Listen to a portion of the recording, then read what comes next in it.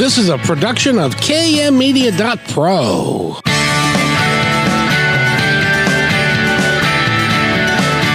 Welcome back to Positive Talk Radio. Our goal is simple: to explore evolving ideas one conversation at a time. So come on over into our world. I know you'll like it, because on today's show, have you ever had a moment in time, a moment in your life that it was a defining moment for you, and it changed your perspective on everything? We've got a young lady with us today who's going to be talking about that. She's a coach, a certified life coach, and a life mastery consultant. Her name is Lynne Harley, and we're going to be talking with her in just a second. But first, Eric, how are we today, sir? We are good, I assume. My half is okay. How about the other half of we? I guess that would be you. Well, I had a doctor's appointment today, and I've got medication on the way that's going to make me all well and better. So excellent. Yes, indeed. So it's got to stay healthy. Yeah, well, it's either that at our age, well, at my age, you're way behind me, because I got to tell you, Lynn, he looks the same as he did 20 years ago. I don't know how the man does it, but he looks really good. So he's Zoom touch up. That's what does it. Oh, is that what that is? Yes. No. I've seen you in person. I know better than that. So, anyway, thank you, Eric. And there's no traffic alerts or news or weather that anybody needs to be concerned about, is there? We did all that before we brought you on, so yeah, don't sweat it. I know we've got a great show ahead, so might as well maximize that time and talk to our great guest. I think that's probably a good idea. In other words, you want to shut up and want me to go away. So I will do both of those things. Don't want you to go away. Then I'd have to fill an hour myself. Yeah, which you could do no problem, because you're a professional. So that's really cool. Lynn, it's great to have you here, and you're calling from the great province of Alberta, right? Alberta, Canada. Yeah, we've got winter up here. Oh, how much winter is winter up there? Well, actually, I have to say today it's milder, but sadly it's quite icy outside because of that. So we've had quite a bit of snow, and now it's kind of thawing and crusting and probably freezing rain. So yeah, it's a little bit miserable out there for walking. Did you hear about the eastern United States and some parts of all the snow they've been getting? No, I haven't, but it doesn't surprise me. There have been some like snowstorms that are like I've never seen anything as much as that. The accumulations are just in some areas are just amazing. So that's just another thing of the weather's starting to get weird. It's different, yeah. Yeah. So, I led off this show with talking to the audience about, and I would like everybody who's listening to really take that to heart and to think about it, because I believe that all of us have had a defining moment in our life that has taken us in a direction, or in some cases a misdirection, that has led us to where we are today. And I would love to talk to you about that and about how we can get back on track, because I think we all have done that at one point or another, and most of the people you work with, I'm sure, have come to you and said, it's been this, and I've I had a defining moment, and I had the opportunity to do something great, and I didn't take it because I was scared, or it was my family said no, or things like that. Is that been true in your practice? Absolutely. I think for all of us, when we're especially navigating some challenging life circumstances, be it a diagnosis or change in health or the death of somebody we love or a job loss or the pandemic, we're kind of, to me, I guess those are opportunities to lean in and really think about what we want moving forward. And so when I think about my own life, it's been those defining moments that have caused me to decide for more. And the clients that I've worked with, it's usually people who are, going into retirement, not sure what's next. I'm working with people who are coming out of cancer treatment. Excuse me. I've got this little thing in my throat. And they're not sure, how life is going to unfold moving forward. people empty nesting. Their children have left home, and their whole life up until then has been kind of defined by those activities or, involvement with their children. And so often it's those moments when we're kind of faced with that, well, now what? And often it is a defining moment, that's something that causes us to get to that point. I know that you've had that in your own life, but what's it like? I've never had this conversation. Hopefully I won't, but I've never had the conversation with a doctor that's looking at you from the other side of the desk saying, well, Lynn, I've got some not so great news for you, which was in your case, a cancer diagnosis. Yeah, it was. Yeah, that was I'm happy to say I have to think back almost 25 years ago, but didn't see it coming. I mean, I considered myself to be fairly healthy. And, I remember that day so clearly. In fact, it was early December and I was cooking supper. The kids were like young, playing in the living room. I was kind of listening to that, background chatter. And then the phone rang and it was towards the end of the day. And when I picked it up, it was my doctor. I was really blindsided because, first of all, your doctor doesn't usually call you in person unless he's got something important to say. And it had been sort of a routine test that had been repeated because I'd had it 6 months earlier. But this time he said they determined that it was malignant. And wow, it was just, surreal. I'd have to say the first few weeks, I just kind of walked around watching myself, trying to digest it, almost like an out-of-body experience. And then the other thing that happened for me, and it certainly isn't everybody's experience, but my life just fell apart. So as I started treatment over the next number of months, my marriage fell apart. I was in a business partnership with my husband. So suddenly I was no longer in that partnership. I had 3 small boys. And so, my new definition of me was, here I am. I'm unemployed. I'm a cancer survivor. And I don't even know what my future is going to be like. And so my defining moment wasn't that phone call.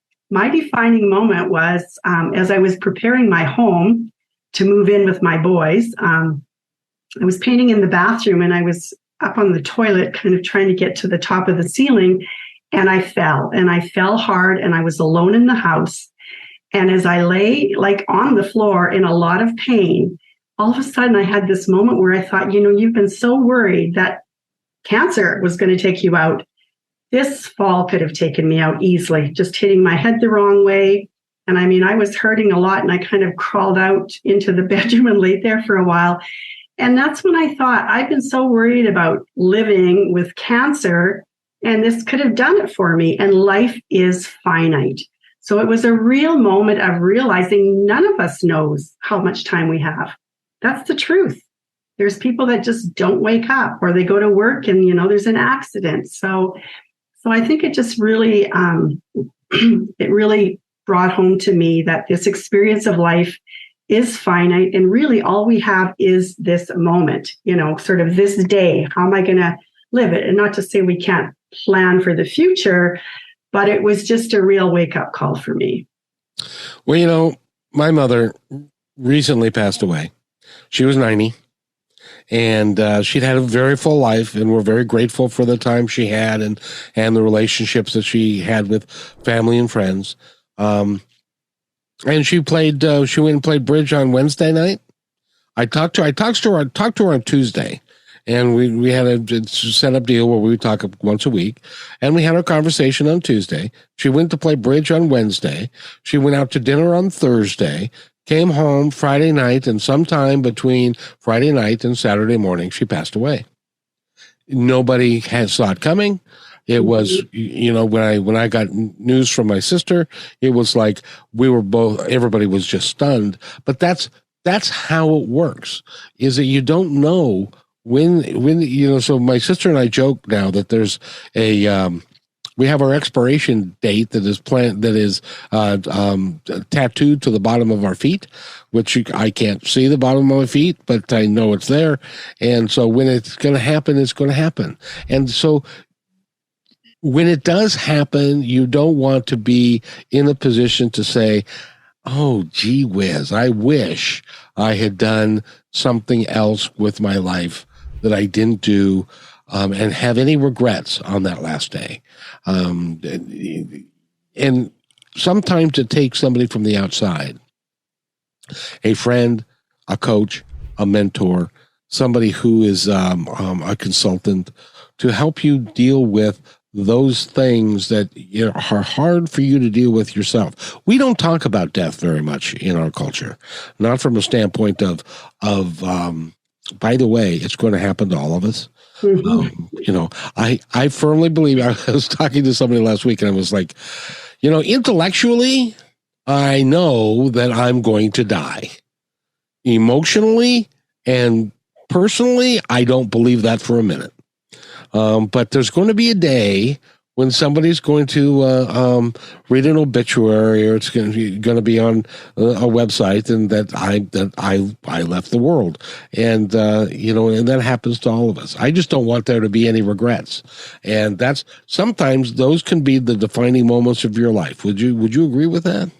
Yeah, for sure. And I mean, even hospice nurses, nurses in palliative care, they say, when people are on their deathbeds, that's what they do. They regret what they didn't do, not what they did do. So, we all are given the same commodity in the sense that when you wake up and I wake up, we each all have 24 hours a day, right? Yep. And so it's really, what are we going to do with that time? And I think for me, that was obviously, as I shared a number of years ago, that really set me on this path to want to lean into and I think live my best life. And then I had another defining moment 5 years ago. Again, remember that day, pulling my kayak out of the water. It was just the most beautiful summer day, blue skies, blue water, yellow water lilies all over. I was in my kayak. It was like my happy place. And I was thinking, what a perfect day. And as I pulled the kayak up to the shoreline, my phone rang. And my brother had been found dead. And this was my younger brother, and he had suffered from mental health his whole life. And so this, again, was another one of those moments where it really caused me to go in. And I think, again, as I continue to, I'm going to say, mature in my life, I'm realizing, like, my time, I look ahead and think, okay, maybe 20, 25 years, like, let's be real. And hopefully those years will be productive, and I'll be like your mom, who is like playing cards and going out for meals the day before she decides to go to sleep and not wake up. And I just think that, I feel almost an urgency now. Like, I want to leave some kind of a legacy. I want to know that my life mattered for something. And so I think that that's been really powerful for me. Is what can I do now moving forward? And the other thing that I believe strongly is there's that desire in each and every one of us to live a bigger life. Mm-hmm. I mean, we're part of nature. Everything in nature, I'm within my own structures of support with mentors. We were talking today, and one of the universal laws is there are no failures in nature. Like, nature just has this continual way of becoming. So we know that, the butterfly, the caterpillar becomes a butterfly. The acorn becomes an oak tree. That there's just this becoming, and it's never static. Nature is never static. And I think that when people are feeling really stuck in their lives, that's often the cause of a great deal of unhappiness, because there's just this not moving anywhere. So, what is it that holds us back? Oh, boy. Well, I would say it's our thinking. So I don't know if we're going to chat a little bit about the book I wrote, because it's got a really powerful message in it. Well, of course we are, because I want people to go out and buy the book, because it can help them. And we're going to explain how it can help them right here. Yes, absolutely. So this book is actually what I coach adults through, and I want to say it's the children's version, but I'm, giving presentations using pages out of the book to really talk about this journey of transformation. So this is about a caterpillar who, ends up, of course, being a butterfly, but he doesn't know it. So it's written as a children's story. But the only thing that's different about this caterpillar from the rest of nature is that he can think. So again, we know that nature doesn't think. It doesn't think itself out of anything. So when you said what stops us, it's usually just, very, most often, I'm going to say, unconscious belief systems that run the show. So in our mind, it's like this great big iceberg. We have about a third of that iceberg that there's some awareness about our thinking. And it's often, apparently we think 50 to 80,000 thoughts a day, which seems pretty crazy. Isn't that amazing? It's amazing. And apparently about what we are aware of would fit on the top of a pin. And what we're not aware of would fit a football stadium. So we have these patterns that we've picked up, from well-meaning, sometimes parents and teachers, and some of those subliminal messages that we just kind of take on as we move forward. And we live within these comfort zones. And whenever we try to go beyond them, and so this is what my little book's about. So this caterpillar who's been on a branch eating, for weeks now, which is part of the journey of the caterpillar. They eat until they just can't eat anymore. And then, and when he's on the branch eating, it's like he's looking at his conditions, what's in front of him. Oh, I've been doing this for weeks now. My life is so boring. I want something more. I don't want to be eating leaves anymore. And I think about people who are stuck in jobs they don't like, and they're in that condition. And I don't like my job, but I'm going there. And then suddenly there's health problems because they're not happy. And, there's this sort of this snowball effect.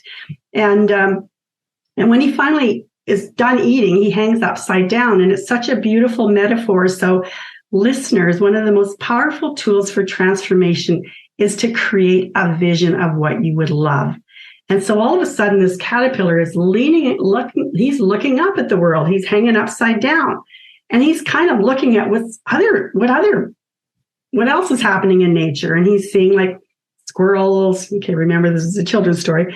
Playing hide and seek, and there's this little mama robin's feeding her babies, and we'll look over there. There's a red-headed woodpecker, and there's flowers, and so he's seeing all this life and this color around him, and he sort of sighs and he goes, "I want more for my life." And I think we go through those cycles where we look around, and I felt that way coming out of the pandemic. I thought, I want more for my life. I feel like I've lived a very small life for 2 years, And so then he hears from this inside voice. And what I love about this book, and I don't think there's enough stories to really share this with young children, is that we have that voice inside of us, that still small voice we often hear called, or that voice of intuition, suddenly asking this caterpillar, well, what would you love? If anything were possible, what would you dream of? And so when I work with clients, that's what we start with. And when we start to think expansively, we leave that condition-based thinking, which is based on our 5 senses. Well, this is what my bank account says I can do. And I think this is the hardest, I'm going to say, jump for people to make, is to realize that we are so resourced. And I truly believe that we are spiritual beings having a human experience.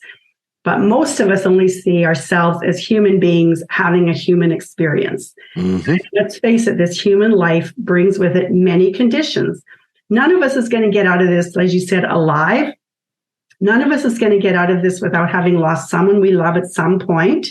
It's just part of the human experience. There is adversity in this human experience. But also, if we know how to navigate these with the right thinking, and I don't want to use words that lose people like mindset, but it really is having the thinking to be able to, kind of walk on water instead of be pulled down by it. And it was Eleanor Roosevelt who said, all the water in the world can't drown me unless it gets inside of me. But I think when people live solely from conditions, they're often just feeling like they're drowning all the time, like they're putting out one fire after another. So this little caterpillar starts to think about what he would love. And he goes, he doesn't say, I want to be a butterfly. He just goes, I'd love to fly. So he's looking at what he has now.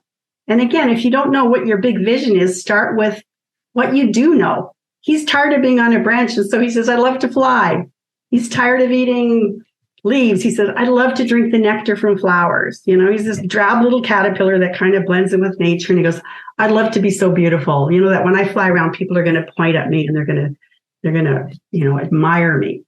So he has this very big dream and he is feeling expansive. So I invite anyone listening to put themselves into a time when you had a really big dream. And he falls asleep into this vision full of wonder, just like, feeling what a beautiful dream I have. And then he wakes up and he looks around and he goes, sadly, nothing's changed. And again, transformation doesn't happen usually that quickly anyways. But now, in the book, it says, now gone was that voice, that was warm and loving and kind. And now he's hearing from the voice that goes, well, who do you think you are? Flying, drinking nectar? Ha! And I even think about, excuse me again, I'm getting over this little chest cold. I think about if somebody landed on this earth from another planet and you showed them a caterpillar and you showed them a butterfly and you told them this caterpillar will become this butterfly, that would seem pretty audacious. And often that's what happens with us when we have a really big dream. We get all excited about it. Maybe all of a sudden you're at work and you're, feel like you're checking your soul at the door and you start thinking about, oh, wouldn't it be great to be self-employed? And wouldn't it be great if I could set my own hours? And wouldn't it be great if I could make a living doing my artwork that I love? So you have this beautiful vision. And then all of a sudden you hear this voice that goes, oh, get real. How are you? And maybe that was the voice you heard when you were 10 or 11 or 12 and somebody said, you're never going to make a living as an artist.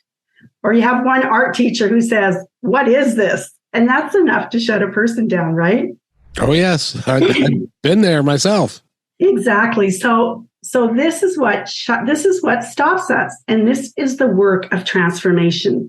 And this is why having mentorship, structures of support, because it's so easy to collapse back to what we know. It seems like it's easy. And I was listening to a motivational speaker, but it's almost harder to maintain that comfort zone than it is. I think about people who say, I've just never felt like I could be my true self until. It's kind of hard to go through life not feeling really like you're authentically living your life, right? Oh, yes. Yes. And you really have to, you're right. It's a mindset. And you have to change your mindset into what you would really like to do. As a matter of fact, I've got a story about that I'm going to tell in just a couple of moments. But go ahead, continue with what you're saying. Well, you can actually, maybe this is a good time to throw in your story because it might anchor what I said. When I was doing the radio show in 2003, and there is a whole story about how I got to do the radio show and where Positive Talk came from and that I've been doing it for 20 years and stuff. And I would love to tell you that it was all puppy dog tails and bubbles and stuff, but it wasn't. It had some difficult things. But one of the things that I did there, I was part of a group of 6. And we were there was a program called Isogenics, and it was a network marketing program.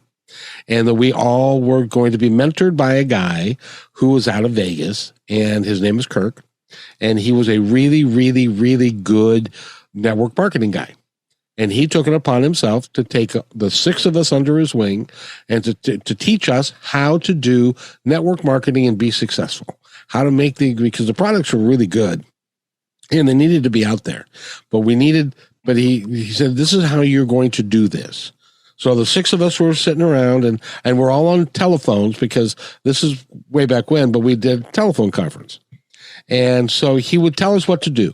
And we would go out and we would try and do what he told us to do. And we all would come back and say, this is really hard. I don't know how I can't do this. This is really, really tough. It's, this is my goal. This is what I want. This is what I really would love, but this is just ridiculously hard.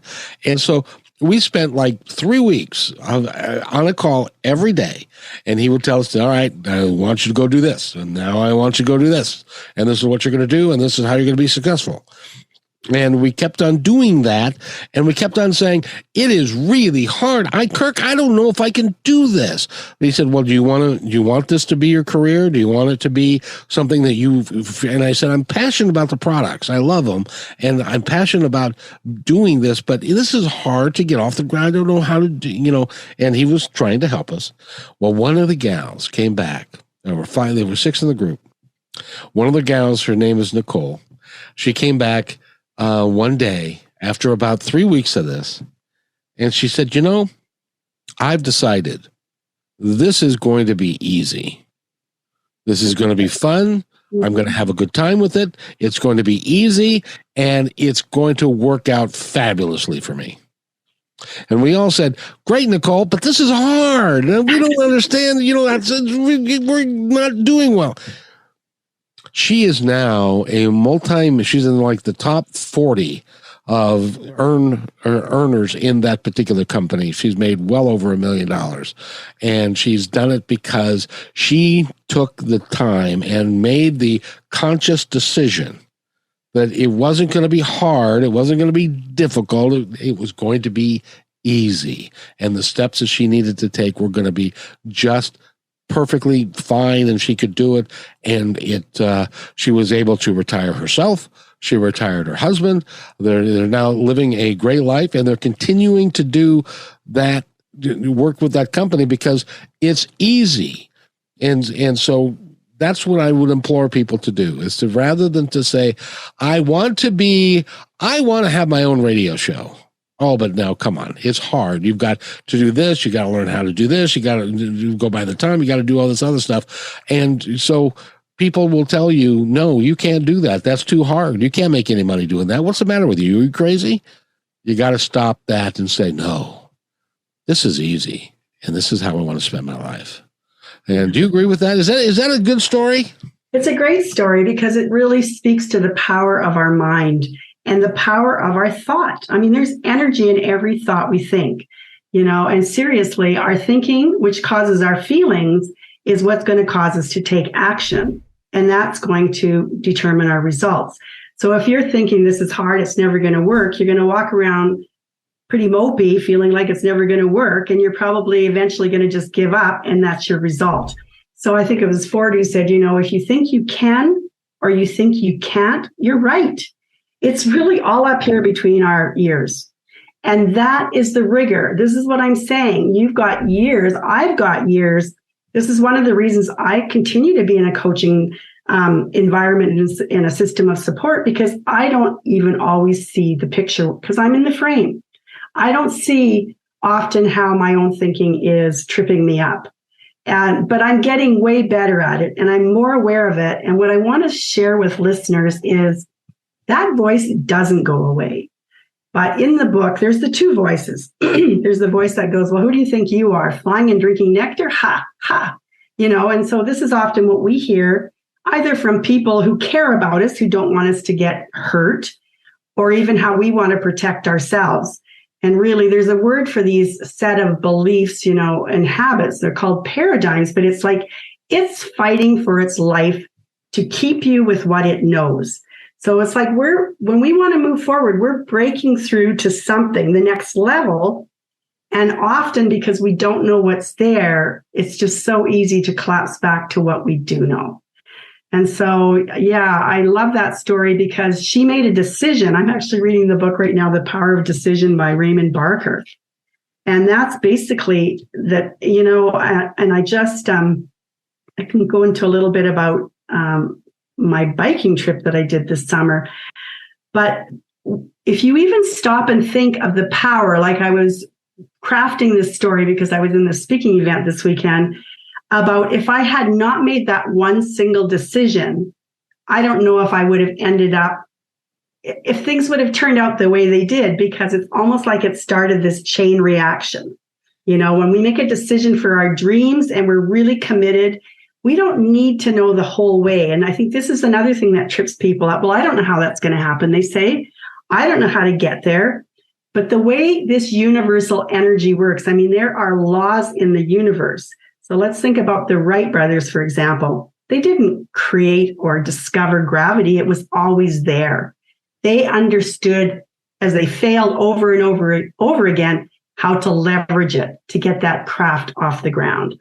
And so this is a very spiritual, it's not a religious program, the work that I'm in and that I coach, but there are universal laws. And when we understand how to work with them, it's amazing what happens. It truly is. By the way, we are talking with Lynne Harley. And if you go to her website, which is, what's the website that they can find you best? Lynne, Lynne. So my name is with an E, Harley, HARLEY.com. So LynneHarley.com. If you have questions, you can contact me through my website. I'd love to support you and talk to you more about this. And if you want to pick up the book, it's a children's book, but it's designed for everybody. It's called What If You Could? And I love the title of that because, what if you could? And we're going to talk more about that when we come back. We need to take a quick break. And then you're listening to Positive Talk Radio right here on KKNW 1150 AM. It's only a 2-minute break, so just stay right where you are. Don't go anywhere. I promise there's going to be more. Hold on.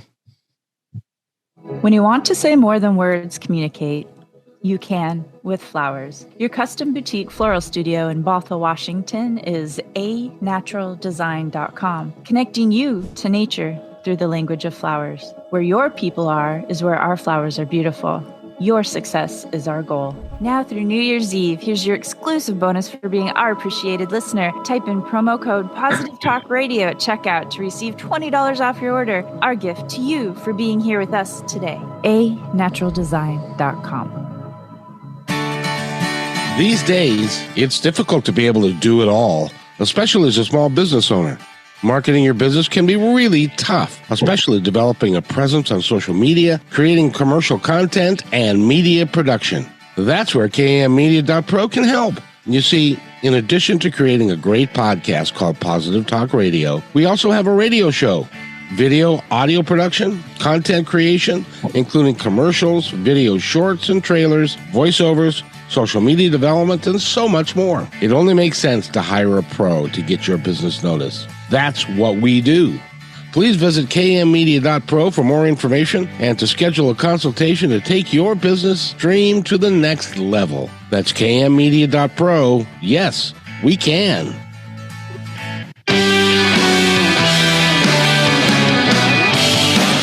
And welcome back to Positive Talk Radio. It's Monday afternoon. It's Thanksgiving week. I hope everybody's going to have a really, really cool Thanksgiving and give back to somebody else. Invite somebody who may not have the opportunity to have a Thanksgiving. Invite them over to your house if they're a friend of yours and you know they're going to be alone or something like along those lines. Or if nothing else, send them a turkey leg. Something, I don't know. But to take it, let's work to take care of everybody. I got to tell you, Lynn, because I have a story that happened to me that quite literally changed my life, and I can take it from that moment, and it changed everything about what I was going to do, who I became, and throughout my entire life. And I believe that happens to all of us. We have the opportunity to make a decision that is based upon, okay, so enough of that. So let me tell you the story. I'm 23 years old. I'm just kicking around. I'd been in restaurant management, and that didn't go very well. And I was a waiter, and I was a busboy, and all that kind of stuff. And so I was just kind of hanging out. And I had a friend who was also working at the restaurant. He was a captain. He made table-sized Caesar salads and opened bottles of wine. And it was a fine dining place. And so we had a lot of time. Those jobs are not, 40 hours a week. They're like 20 hours, 25, and you can make a living doing them and stuff. So that's what we did. And then we would hang out at his house, at his parents' house. They had a swimming pool, and we'd hang out around there. Well, sometime in early August, he said to me, I think I'd like to go to Green River Community College where his father was a professor, and I would love to take auto body. And he said, would you come with me? And we could take the auto body together. And I said, I hate cars. I don't want to do auto body, but I'll do it because it's you. And so the day comes. Now, this is all the way back before computers were really prevalent in schools. Mm-hmm. And so we went back we went to the school, and you would line up, and then in the cafeteria area, they had a bunch of tables where the different disciplines were, where you could either go into math or English or science, or one of them was drama. And so we get there, we're standing in line, and we're talking, and we're having a good time and stuff. We get near the front of the line, and he looks at me just as clear as day and says, I don't think I want to do this. And I said, pardon me? He said, I don't think I want to do this. I don't want to go to school right now. And I said, well, okay. And he said, I'm going to go to my dad's classroom. Do you want to come with me? And I said, well, no, and so it was that moment, Lynn, I had this decision to make. This decision was, do I go with him to the classroom, forget about school and forget about all of that stuff, and or do I pursue what I ended up doing? So I said to him, well, no, I'm going to hang out here. And go. And so I got to the front of the line, and the first table into this cafeteria, and there was a man sitting behind the table, and it was theater extempore. And I said, I love theater in high school. So, and there was nobody sitting at this table, oddly enough. So I went and I sat down with him, and we talked, and I said, I'd like to learn about drama. And he said, well, then I recommend that you take improvisational drama and also join the theater troupe. And now they'd already cast for the first show of the year. And so that wasn't available. And I said, well, I would love to learn how to act, so I'll do that. Part of the deal with being in improvisational drama is you learn about characters. You learn how to be a character and how to do stuff. Well, in the course of that, in learning about that, I developed a character involving a turtle. So it was from a turtle to a caricature to a real person as a turtle, and would have those features and that sort of thing. And so I did that in one of the theater classes, and it was really a well done thing. And a gal walks up to me and says, the guy, his name was Punky Gibbons. He was going to be a dark at the top of the stairs, which was the show that we are doing, and he dropped out. You would make a perfect Punky Gibbons. And so I got into the theater group. I got to perform in the theater, and which led to 3 more plays that I did. And that's where I met my wife. And it completely changed the direction of my life. As a matter of fact, the last show that we did was Taming of the Shrew, and I was the lead. I was Patricio. So apparently I had some skills doing this. And one of the characters worked at the radio station. And he said, hey, well, you want to do a show like on Sunday mornings? And I said, well, sure, I'd love to do a radio show. That was the first time that I'd been on radio. And then I ended up, over the course of my life, that became my passion. I love that. I love your story. And, that's I want to just share this again. So we talked already about the importance of coming from a vision. And people often say, well, I don't even know what I really want.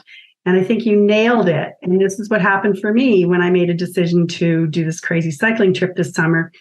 Is I heard something that absolutely lit me up. I was ignited. And so we have this incredible GPS within our bodies. And, our thoughts and our feelings have a lot of power because they can make us well, and they can also make us sick. I mean, think about people who worry they get ulcers, or they lose their hair, or they, physical manifestations that come as a result of being, living lives that are not fulfilling, or you feel like you're under stress all the time. So start to pay attention to what really lights you up. And it might even be, I was thinking about my book about all of a sudden this caterpillar, he looks out and he sees what other people are doing.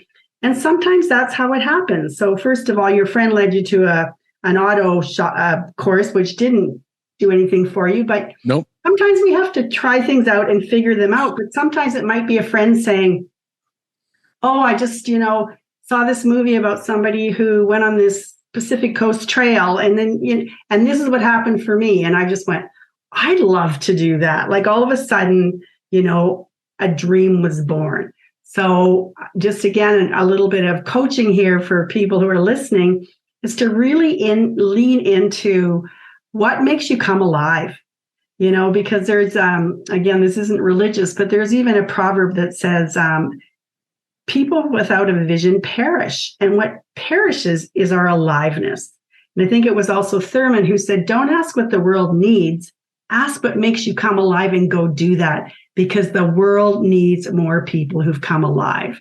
And I love that. Just think if we were all living our passion, what a different world we'd be in, right? We wouldn't have time to kill each other or do any of the things that we do that are negative. We'll just be loving each other because we'll feel so good about our lives, right? It's just, yes.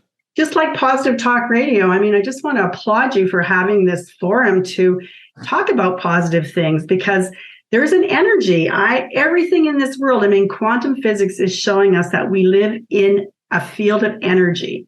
And so the more we put out, the vibration we put out is really what we draw back to us. So if you're always focused on everything that's going wrong in your life, what's not working, it's like a prayer. It's almost like you're saying to the universe, okay, this is where my attention is, so I guess I'm asking for more. So this is the rigor, is starting to really watch what goes through your mind. And I just want to share something about, so this book is really about this internal, dialogue between this voice that's going, well, what if you could? And the one that goes, well, who do you think you are? And I was recently talking to my son, who's 34, and I loved his feedback, because sometimes as parents, I just want to say this to other parents, when you're living your life largely, you are a wonderful mentor for your kids. Yep. And my son said to me, Mom, I think one of the most important things you ever told me, and I'm surprised I didn't even remember it, but somewhere, is that I don't have to listen to that voice. And so my book and my journey this summer was because I'm so passionate about mental health, and I'm really doing this in celebration of my brother's life. But I think that when we live with mental health and wellness, we are able to not give credence to that voice. And I think we need to normalize this for everybody, that voice is there. It's going to always be yakking at you.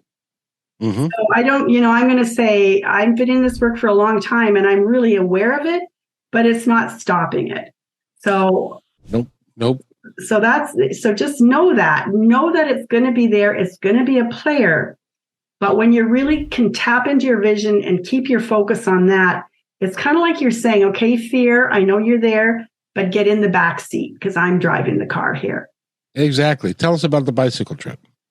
Well, I had this desire for more life. And so this one seemingly small decision to join a cycling event led me to meet this woman who had done long distance touring.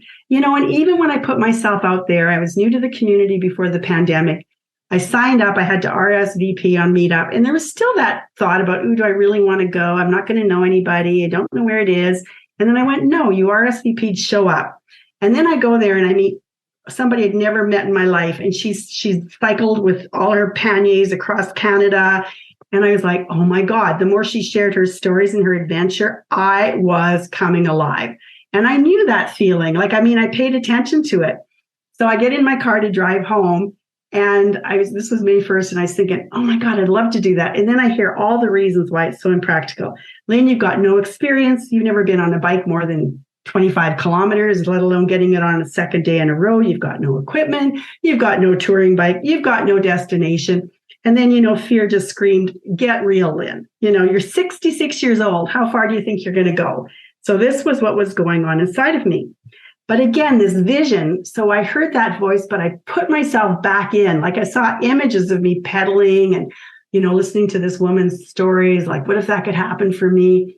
And again, I just felt this coming alive. And then my voice, my kind voice went, Lynne, you've only got one life to live. Decide for your dream. Do it afraid. So I think that that's something that I want to really, anchor for people, is that if you're moving out to something new, you're going to hear from that voice that wants to stop you. And that's the voice of fear. And so just acknowledge what that means is you are on your green growing edge. So you almost celebrate, there you are, fear. I must be getting ready to grow. So there's a reframe. Just like your friend said, it can be easy, right? I can do this. Instead of saying, oh my God, I've got so much anxiety about this and how's it ever going to work? You can celebrate and say, I don't even need to know the way. And this is another thing I share with people is if you're driving in the dark from one city to the next, you only need to see as far as your headlights take you. And when you get to the next point, you're going to know exactly where to go, right?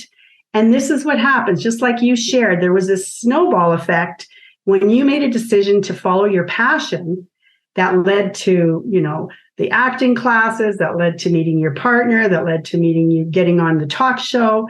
And it's just continued. And I think that if we could understand when we're living our best life and we're living in the energy, again, think about the positive energy of waking up and going, I love going to Positive Talk Radio. I get to meet amazing people. I get to share positive vibrations all around the world, that you're bringing more of that back to you. You're inviting that back to you. So. Yeah, I just have to tell you, it is amazing that since I've been doing this show that I've had the opportunity to meet some absolutely incredible human beings and to really enjoy the coming out of what they're talking about, and then meeting people like you, which is really a lot of fun. How far did you bicycle? And you had gone 25 kilometers before. How far? I heard that you did a whole bunch more than that. Well, actually, I set out on the 19th of June, exactly 5 years from the day I got my news regarding my brother. So this really did become a celebration of his life. And I made a decision for my book. I was prepared to self-publish. And then I set off on this loaded bike. And I want everybody who's listening to know I was terrified. I actually had myself plugged into some mantras, some music, so that I could kind of block out the semi-trucks that were blasting by me and stuff. But I'm happy to say that 2 months and 1,780 kilometers later, I reached my destination, which was to drive into Quebec in Canada. I went through 4 provinces, and I actually ended my ride on Parliament Hill, which would be the White House. We call it Parliament Hill in Canada, in Ottawa. And I just want to say too, when you talked about things being hard, I can just attest that everything you want is on the other side of fear. And fear is really up here. It's a construct in our minds of all the reasons why it can't work.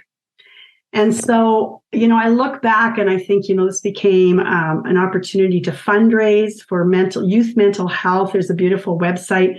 Even though it's in Canada, the website has resources that support anybody in the world. I just want to share this, especially before we end. They're called jack.org. So Jack is actually the son of a couple who committed suicide in his first year at university. And his parents said they had no idea that he struggled. And so they made it their mission. They took something challenging and they pulled a gift out of it for the world. And so they have an online course that's there for anybody. It's free, it's self-paced, and it's called Be There. And I know that the holiday season is not Hallmark Christmas cards for everybody. It's often a time when people feel isolated or lonely or not in good mental health. So this is an opportunity, this free tool, to even do an assessment on yourself if you're struggling and know that I need to reach out and try to get some support from me. Or if you're supporting someone you love and you know they're struggling, this resource will support you as to how to be there for them so that you can support them to get help. It's not about doing the intervention yourself, but sometimes people don't really know what to say, and people are afraid to talk about it because they don't want somebody just to say, oh, get over it, or, some of those platitudes that we offer. I wanted to share that as a resource as we're getting into, Thanksgiving for you in the States, which I know is a big holiday. But this Christmas season, sometimes January, February can be a really tough time for people. I think those are the months with the highest suicide rates. So my book in this ride really has become just the opportunity to really be this passionate advocate to change things. Right now, 1 in 4 deaths with our young people are caused by suicide. And I think that's unsettling. Something has to change here, and we need to really provide that support for people. What is the name of that website again? It's Jack. So the name Jack, JACK.org. That's really simple. Go to jack.org. I also wanted to make sure that, because you're right, the holiday season is a very difficult time for a lot of people. If you are struggling, and you're in the United States, you can call, they've made it simple, 988 That is a crisis hotline, and that will get you somebody that can help you. So 988. It's real simple. Or go to jack.org and you can work through that whole situation, because we all need each other. We all need to take care of each other, and we need each other because we're social animals and we're designed, none of us is perfect. We all want to do the best we can for each other, or we should want to do the best we can for each other. You're a remarkable lady. You know that?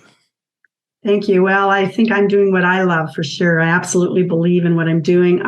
This book, I just want to say, was a download.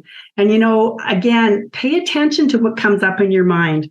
There's an author that I love, Price Pritchard, and he says, possibilities are abundant and they live everywhere. They live in the quiet of your desperate longings and in the desire of the dreams you carry in your heart. And he said, what if they're not just ideas, but divine inspirations searching for some mortal soul you to give them a fighting chance to be realized? And I think that's what that book was for me. There was some talk about, who am I to do this? But I really believe that we are messengers in this world and we can share our light with other people.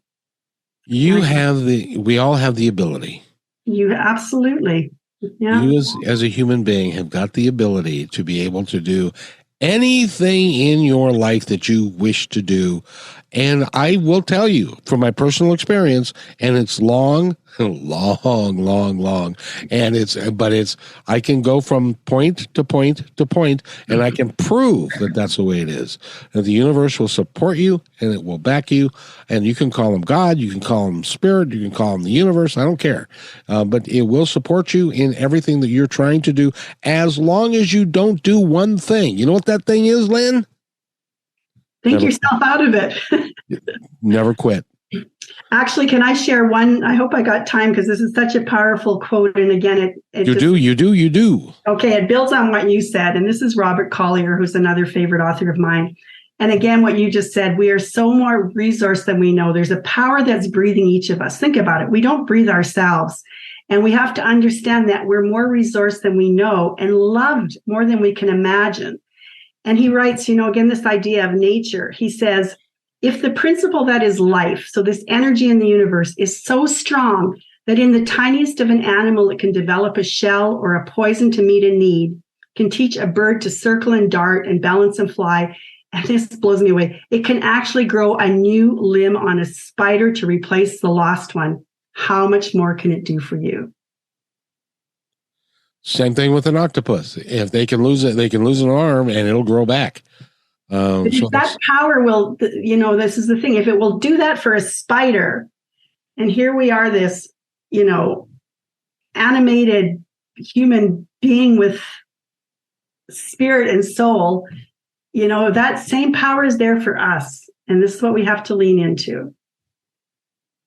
And if you believe that you are good enough and that you deserve the best that the universe can provide for you, it is amazing. I'm telling you, I have it on personal authority. It'll just show up. And Lynn, I want to thank you so much for being here. By the way, again, go to get the book, What If You Could? Yeah, and reach out at my website. I'm also a public speaker. If you anywhere in the world, it can happen. So you can go to my website to bring me in to be a keynote at any event. I would love to share my story with others. And your website again is? www.Lynne, Lynne, Harley, like the motorcycle, HARLEY.com. It's a pleasure.